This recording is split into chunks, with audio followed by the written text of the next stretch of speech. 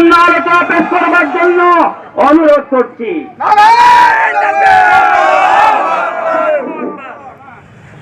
আসসালামু আলাইকুম ওয়া রাহমাতুল্লাহি ওয়া বারাকাতুহু। আলহামদুলিল্লাহি রাব্বিল আলামিন ওয়া সলাতু ওয়াসসালামু আলা রাসূলিল আমিন ওয়া আলা আলিহি ওয়া সাহবিহি আজমাইন। আউযু বিল্লাহি মিনাশ শাইতানির রাজীম। আকুফারুকুম মিন খায়রিন মিন উলাইকুম আম লাকুম বারাআতুন ফি যুবুর আম ইয়াকুলুনা নাহনু জামিউন মুনতাসির সায়ুহজামুল জামউ ওয়া ইউওয়াল্লুনা আদ-দুবুর। সাদাকাল্লাহুল আযীম। উপস্থিত তাওহীদ জনতা, আমরা প্রথমে শুকর আদায় করছি সেই মহান রবের দরবারে, যে মহান মালিক এমন একটি জায়গায় উপস্থিত করেছেন যে জায়গায় শহীদের স্মরণে একটি স্মৃতি নির্মাণ করা হয়েছে। আজ থেকে বিগত দিনে 1952 সালে যে বরকত রফিক ইউনিভার্সিটির দামাল ছেলেরা ভাষার জন্য জীবন দিয়েছিল, সেই জায়গায় আজকে কথা বলতে পেরে আমরা শুকর আদায় করছি আলহামদুলিল্লাহ।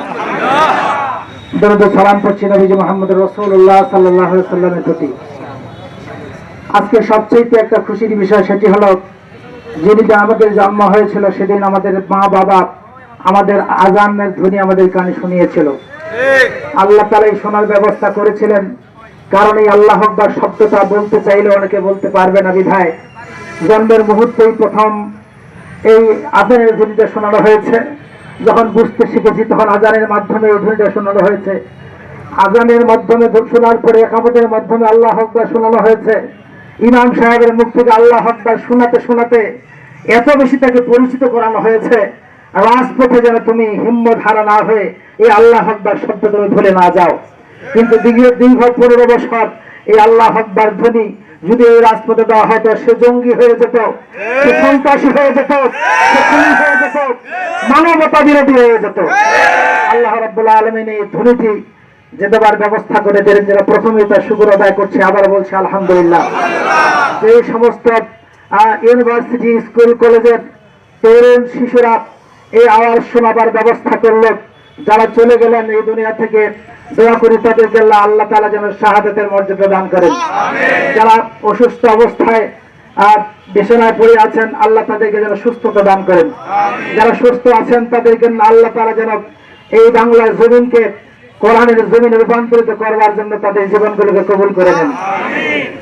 এরপরে আমি আপনাদের সামনে কোরআনুল কারীমের ইউনিভার্সাল ট্রুথ 3টি আয়াত পেশ করেছি। আল্লাহ তাআলা বলছেন, আকুফারুকুম খায়রুম মিন উলাইকুম আম লাকুম বারাআতুন ফিজ যুবুর। তারা কি আগের জামানার অত্যাচারী শাসকদের চেয়ে বেশি শাসক হয়ে গেল নাকি?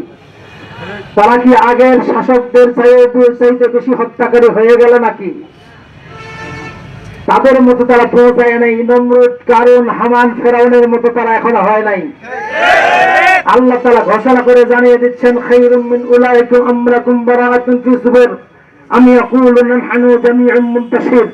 তারা মানুষকে মারতে মারতে যখন মনে করে যে আমরাই আজরাইল, মানুষের বাক স্বাধীনতা হরণ করতে করতে যারা মনে করে যে আমরাই তাদের রব বা প্রভু, আমাদের ইচ্ছা মতো তাদেরকে দোয়া করতে হবে, আমাদের ইচ্ছা মতো খুতবা দিতে হবে, আমাদের ইচ্ছা মতো বক্তব্য দিতে হবে, এইরকম পর্যায়ে যখন তারা চলে যায়, এই সাহসিকতায় যখন চলে যায়, তখন আমি তাদের জন্য একটা নির্ধারণ করে দিই, সেটা হলো যে তারা পালাবার জায়গা খুঁজে পাবে না, সময় তারা ফিরে তাকাবার সুযোগ পাবে না। আমি ইয়াকুলুনা নাহনু জামিউন মুনতাসির সায়ুহজামুল জামউ ওয়া ইউওয়াল্লুনা আদ-দুবুর। কোন মুফাসসির বলছেন তারা কাপড় পরার সুযোগ পাবে না। আল্লাহ রাব্বুল আলামিনের বার্তা হলো ইউনিভার্সাল। পৃথিবীর মানুষ স্বাভাবিক অবস্থায় কোরআন বোঝে না, পরিবেশ যখন সৃষ্টি হয় তখন এই কোরআন বোঝা যায়। এজন্য আমরা এখান থেকে যে শিক্ষাটা গ্রহণ করব, আমরা যেন এখান থেকে শিক্ষা গ্রহণ করি।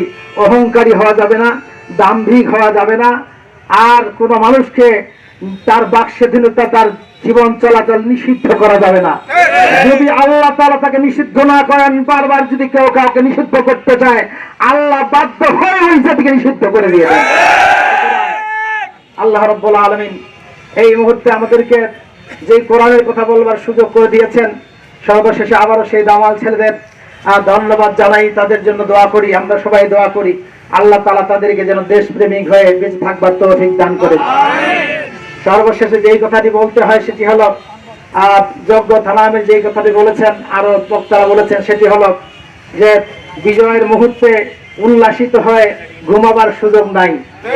একটা মানুষ যদি অসুস্থ হয়, একটা মানুষ যদি বিপদে পড়ে, ওই সময় এই মানুষটার খোঁজ খবর নিতে গেলে আর সারা জীবন তাকে সে ভুলবে না।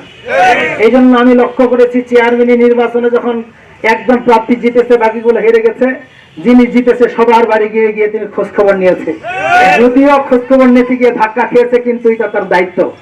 এই জন্য আমি মনে করি যারা ব্যথিত, কারা ব্যথিত এটা আপনারা ভালো করে জানেন।